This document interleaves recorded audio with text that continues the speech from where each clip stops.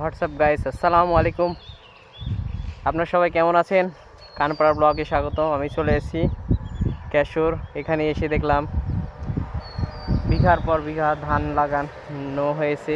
এই ধানটি এখন তুলবে, তবে আকাশের পরিস্থিতি খুব খারাপ। কৃষকেরা খুব চিন্তাতে আছে, জানি না কখন এই পাকা ধানে বৃষ্টি চলে আসে। এই যে দেখতে পাচ্ছেন, আমি যেদিকে ঘুরছি সেদিকে ধান আর ধান। এই ধানটি এখন ঘরে তোলার সময়। এখন যদি আপনারা বুঝতেই পারছেন বৃষ্টি হয় তাহলে কিষানের অবস্থা কি পর্যায়ে চলে যাবে। দেখতে পাচ্ছেন এখানে অলরেডি ধান কেটে রেখেছে।